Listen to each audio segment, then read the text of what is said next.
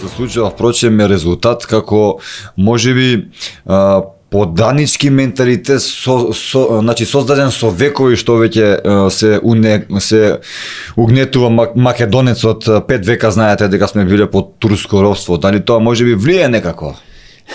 Види, јас не знам покрај 5 века и повеќе под турско робство, српско робство, бугарско робство и така натаму се разбира од 45-та живееме слободно во Социјалистичка република Југославија, федеративна.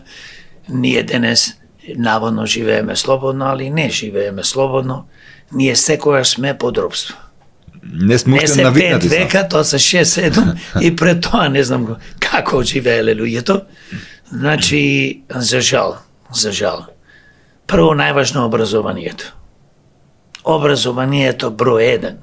Луѓето да се образуваат, да не бидат слепи и послушни на големите медиуми кои што му го перат мозокот секојдневно дека овие владеачки партии или опозицијата што има 20-30 пратеници и повеќе и владеат во државата преку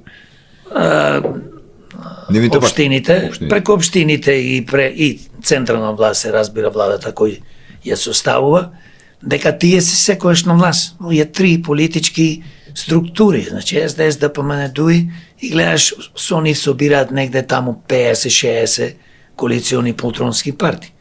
Значи тие се тие што нас не уништуваат и автоматски ние како луѓе прво треба да се образуваме, мора да си писмен, да имаш занает, дали си бравар, дали си електричар, дали си доктор, дали си учител, професор, судија, не е битно.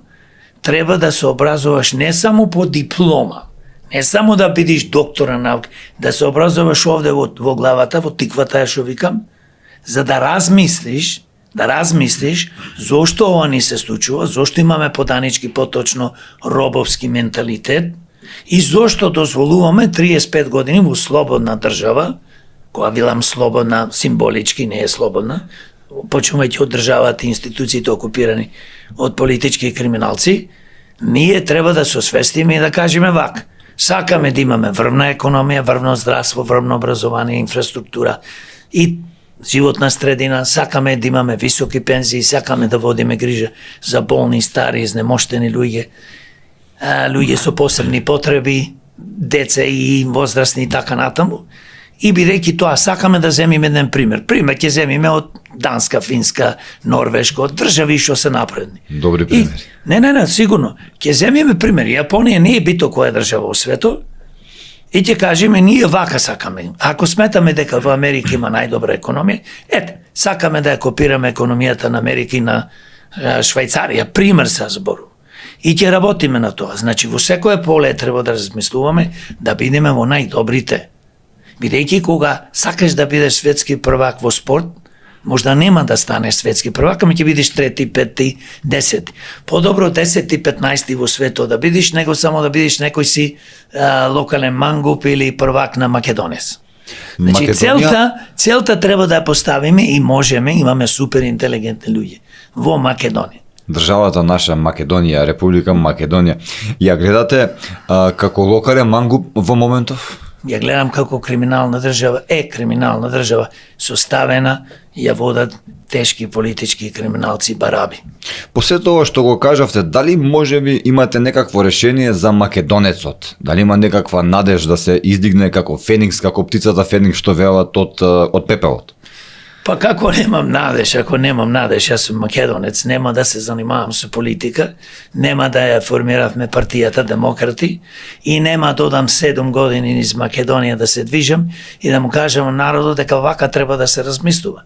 Бидејќи во светот денес има посебна, да речеме, област, каде што луѓе се занимаваат како индивидуи, како Тони Робинс, пример, ти кажува едноставно како да размислуваш.